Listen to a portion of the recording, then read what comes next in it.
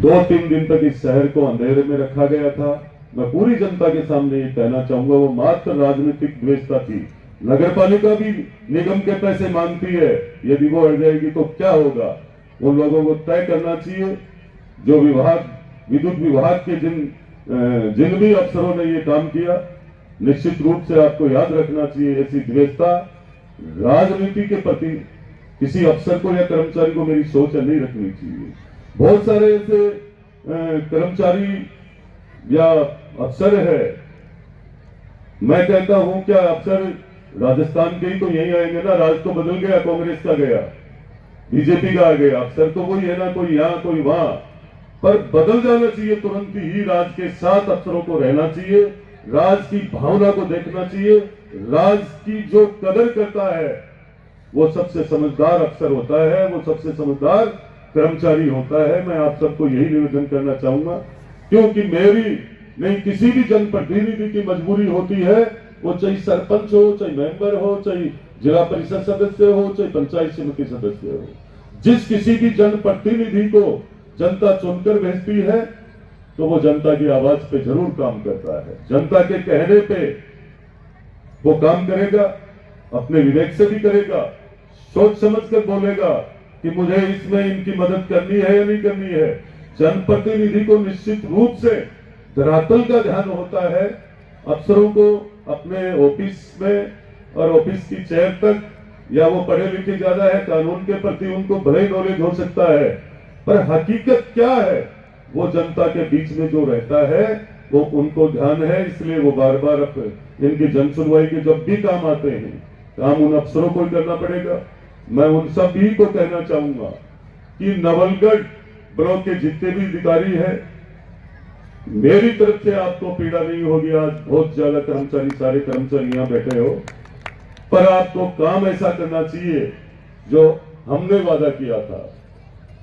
एक वादा तो मैं अभी देख रहा था, विकसित भारत संकल्प यात्रा के स्वाद के माध्यम से, संवाद के माध्यम से, कि रामराज, इसे तो कहते हैं रामराज। आपने देखा होगा आज तक पहले भी कभी कार्यक्रम हुए हैं, कांग्रेस के राज में भी हुए हैं, पहले भी बहुत विधायक आए और गए हैं, लेकिन जितने जनप्रतिनिधि हर समाज के, हर धर्म के, हर समाज आज यहां उपस्थित था, ये मुझे लग रहा था कि रामराज नवलगढ़ में आ चुका है।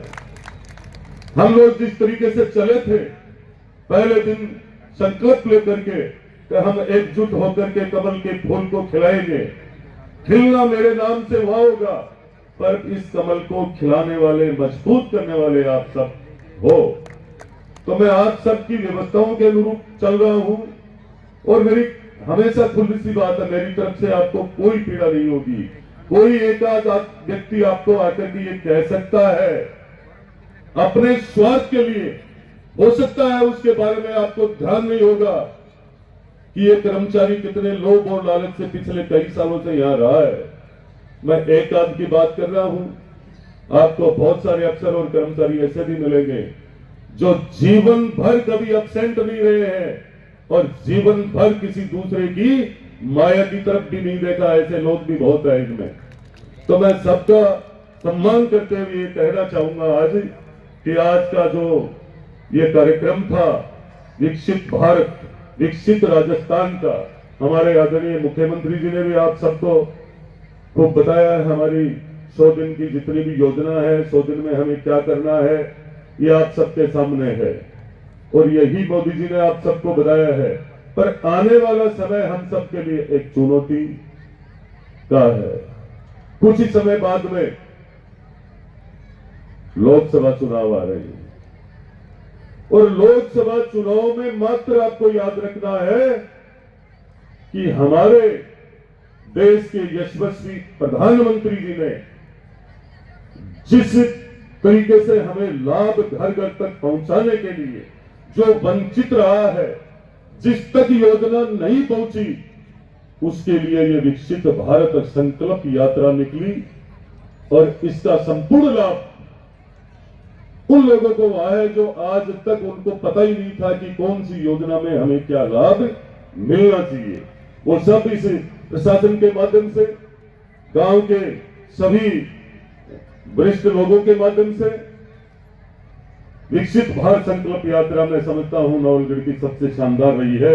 और आज के कार्यक्रम में तो आपने निश्चित रूप से 4 चांद लगाया है। और नवलगढ़ के विशेष में ये कहना चाहूंगा कि अब नवलगढ़ जाग चुका है।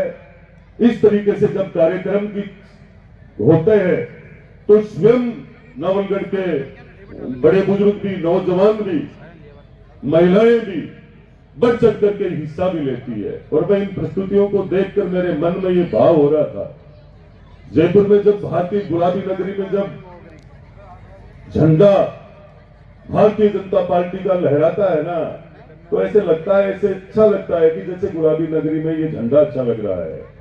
कांग्रेस को, झंडे को या कांग्रेस के कार्यक्रम में आप किसी भी मंच पर यदि ये ऐसी मतलब आप प्रस्तुतियां देखते हो तो आपको लगता है, ऐसा मन होता है कि ये प्रस्तुति भारतीय जनता पार्टी के किसी भी मंच पे देखोगे तो आपको लगेगा कि कोई देश हित में हो रही है या हम देश के हैं, हमारा क्षेत्र है, हम सब यहाँ के हैं। कांग्रेस के किसी भी कार्यक्रम में आप जाकर के ये प्रस्तुतियां देखोगे तो ये मन गले नहीं उतरेगी। सही कह रहा हूं या गलत कह रहा हूं? आप सबको मैं विशेष यही कहना चाहूंगा कि हमें अब नवलगढ़ के विकास की चिंता करनी चाहिए। एक वो मैं बीच में रह गई थी बराना जोड़ की बात किया था, और ये मन में विचार भी है कि हमारा देश विकसित भारत हो और जिस देश में हम रहते हैं उस देश की जनता, उस देश का आम व्यक्ति, हर एक गरीब जिसकी व्यवस्था कैसी होनी चाहिए, रहने के लिए मकान है या नहीं है, शौच के लिए शौचालय है या नहीं है, रोटी कपड़ा और मकान की व्यवस्था पहले जिस देश के हर गरीब के पास होगी वो निश्चित रूप से अपने आप विकसित भारत की सोच रखने वाला देश का व्यक्ति खुद मजबूत होगा तो देश निश्चित रूप से मजबूत होगा। आज हमारे देश के प्रधानमंत्री जी की बहुत पार्टी के लोग जितने अलग दल है, मैं एक भारतीय जनता पार्टी का कार्यकर्ता के रूप में या विधायक के रूप में आपके सामने खड़ा हूं, पर यह पूरा देश यदि जय जयकार कर रहा है आदरणीय प्रधानमंत्री जी की, या किसी भी दल को या कांग्रेस को कोई तकलीफ होती है तो मैं उनसे भी ये पूछता हूं कि ये देश जो भारत की जनता है वो ही नहीं कर रही है, विदेशों में भी देश के हमारे प्रधानमंत्री जी की तारीफ की जाती है, इनकी योजना और फैसले की तारीफ की जाती है जो दुनिया के सिरमौर बन चुके हैं। आज हमें ऐसा अवसर मिला है इस विकसित भारत संकल्प यात्रा के समापन पर, और नवलगढ़ के प्रशासन ने एक एक कार्यकर्ता को मान सम्मान दिया है।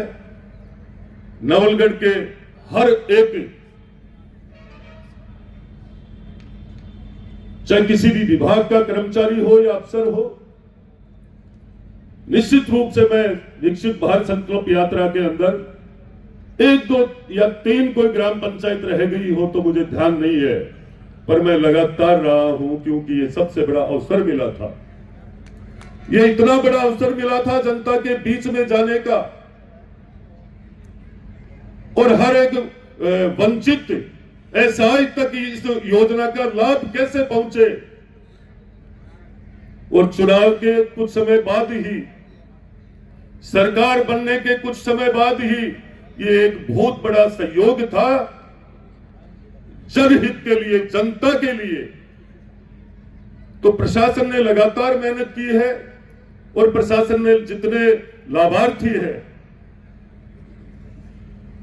उन लोगों की सूची प्रशासन के पास है, मेरे पास भी है। पर मैं आपको सबसे बड़ी खुशी की बात बताना चाहूंगा कि जितनी भी योजना है उनमें सबसे ज्यादा झुंझुनू, चाहे वो किसान निधि की है, चाहे उज्ज्वला की है, चाहे जल जीवन की है, किसी की भी, झुंझुनू में भी नवलगढ़ टॉप है, ये लिस्ट बता रही है। तो मैं कहना चाहूंगा यहां के पूरे प्रशासन को, एसडीएम साहब को, तहसीलदार साहब को, वीडीओ साहब को, सभी विभाग के अधिकारियों को भी कहना चाहूंगा, कर्मचारियों को भी कहना चाहूंगा, आप आज इस वक्त धन्यवाद के पात्र हो।